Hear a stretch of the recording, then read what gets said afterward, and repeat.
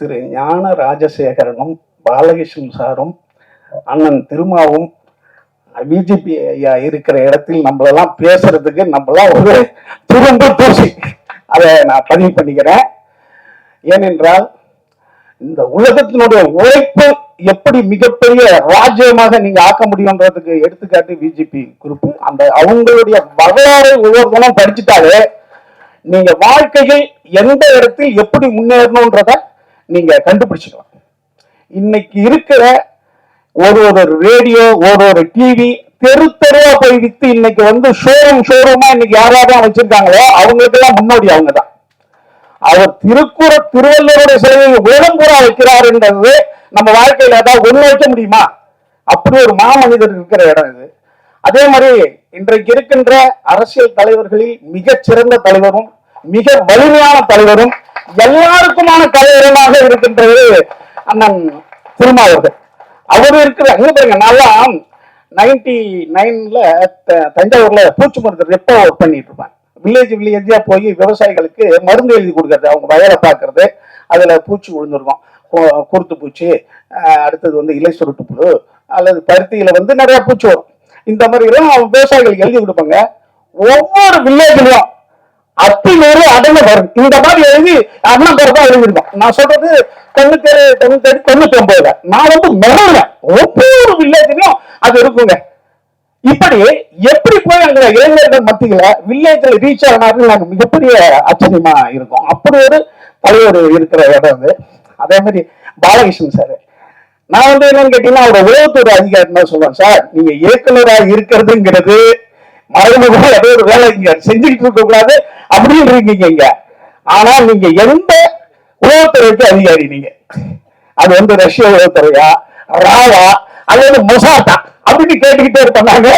ஏன்னா எனக்கு அதை பார்த்த ஒரு இயக்குனருக்கான எதுவுமே இருக்காது. மிகச்சிறந்த ஒரு பண்பாளருக்கான ஒரு இதுவா தான் இருக்கும். எதுவுமே வந்து அதாவது நிறைவுடன் தளம்பாது நடுக்கடல் வந்து அலையடிக்காத மாதிரியே இருப்பாரு. அவர் எல்லாருக்கும் இடம் தருகின்ற மாபெரும் மனிதர் அவரு. அதே மாதிரி அண்ணா வீசேகர் அண்ணன் எங்களுக்கெல்லாம், அதாவது நீங்க வந்து சேகூரா, பிரகாஷோ, மூலதனம் இப்படி எல்லாம் புத்தகங்களே நாங்க வந்து கொஞ்சம் படிச்சாலும் எங்க இயக்குனர் சங்கத்துல அதிகம் அதை பத்தி பேசினவர் அவர் தான். ஆனா அதிக குடும்ப படங்களை எடுத்தவர்.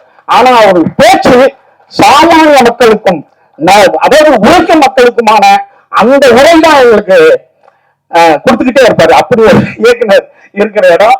அதே மாதிரி இந்த படத்தோடைய கேமராமேன சொல்லணும், எடுக்கும் போது அப்படி தெரியவே இல்லை. சின்ன பிள்ளைக்கு உடம்பு பூரா அறிவுறுவாங்கல்ல, அந்த மாதிரி ஒரு எட்டின் வந்து பிரமாதமான ஒர்க்கு பண்ணியிருக்காரு இந்த படத்துல. எனக்கு ஆச்சரியமா இருந்தது. ஏன்னா எடுக்கும் போது எடுத்துறாரு. ஆனா அதை பார்க்கும்போது அது டிஏயா இருக்கட்டும், டெக்னிக்கல் ஒர்க்கா இருக்கட்டும், பிரமாதமா இருக்கு. குறிப்பா இவர் வந்து தமிழ் சினிமாவில் மிகப்பெரிய இயக்குனர் வந்துருவாரு. ஏன்னா எவ்வளவு பெண்கள் அழகா காட்டுறோம் மிகப்பெரிய கேமரா ஆயிடும். இவரை நடிச்சிருக்க பெண்களுக்கு என்னுடைய மனமார்ந்த நன்றி வணக்கங்க. ஏன்னா இந்த ஜாக்கெட் இல்லாம நடிக்கிறது இருக்குல்ல, ஐயோ கையில கூட வராது. நாங்களும் போய் மதுரை ராமநாதபுரம் தேனி எல்லாம் போயிட்டோம். அந்த கிழவிங்க 50 வயசு 60 வயசு கிழவிங்க வரும்ல, 60 வயசு கிழவி, அம்மா நீங்க அந்த காலத்து பெண்கள் ஜாக்கெட் இல்லாம ஐயோ நான் வரமாட்டாங்க.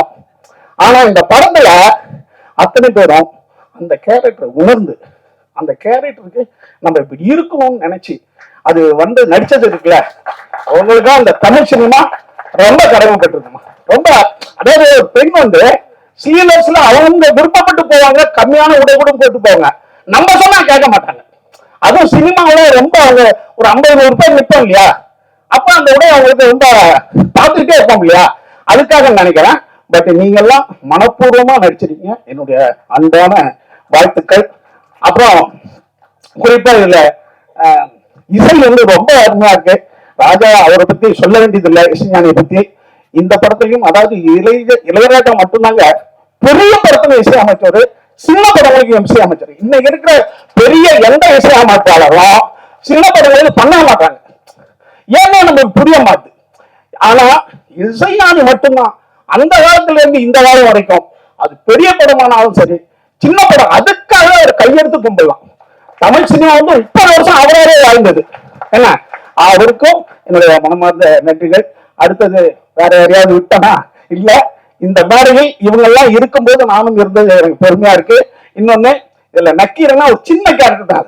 நக்கீரன்ற கேரக்டர் பெருசு, ஆனா இது நான் சின்னதாக பண்ணியிருக்கேன். ஏனென்றால் பாலகிருஷ்ணன் சார் மட்டும் கிடையாது, நக்கீரன் வந்து கடவுளை பார்த்து கேள்வி கேட்டான்.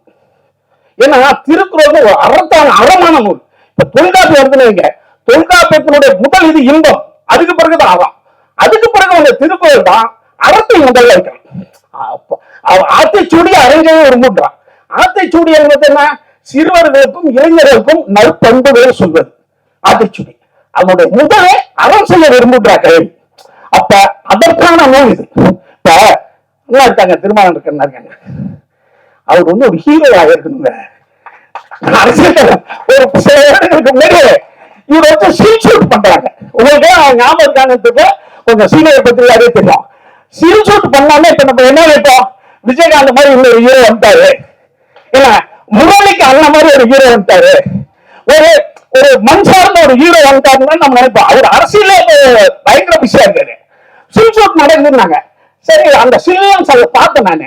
சரி, இன்னொரு ஹீரோ வரப்போறாருன்னா அவருடைய அரசியல் அந்த இடையிடாத பணியில ஒரு தமிழ் சினிமாவுக்கு ஒரு சிறந்த ஹீரோ நம்மளுக்கு கிடைக்காம போயிட்டாருன்றதுதான் நம்மளுக்கு இது. பட் இந்த மாதிரி இப்ப சின்ன இந்த மாதிரியான இசை விளையாட்டு விழாக்கு அண்ணன் வர்றது ரொம்ப பெருமையா இருக்கு. உங்க அனைவருக்கும் நன்றி. யாராவது விட்டு இருந்தாங்கன்னா மன்னிச்சுக்கணும். கொட்டாச்சி மிகச்சிறந்த ஒரு கலைஞர். இதுல திருவள்ளுவர் நடிச்சிருக்காரு, ரொம்ப அருமையா நடிச்சிருக்காரு. யாராவது அதே மாதிரி இதுக்கு ஃபண்ட் பண்ணவங்க, இந்த மாதிரி படங்களுக்கு உதவி பண்றது இருக்கு இல்லையா, அதுதான் அறம். வையத்தில் வாழ்வாங்க வாழ்வதும் மாணவரையும் தெய்வத்தில் வைக்கப்படும். அந்த வாழ்வாங்கன்றது என்ன தெரியுமா, நீங்க அறம் உள்ளவர்களுக்கு சிறந்ததுக்கு உதவி செய்ய எடுப்பான். அப்படி செஞ்சு வாழ்ந்துட்டீங்கன்னா நீங்க கடவுள்கிட்ட போய் கடவுள் மாதிரி வாழ்வா. நன்றி, வணக்கம்.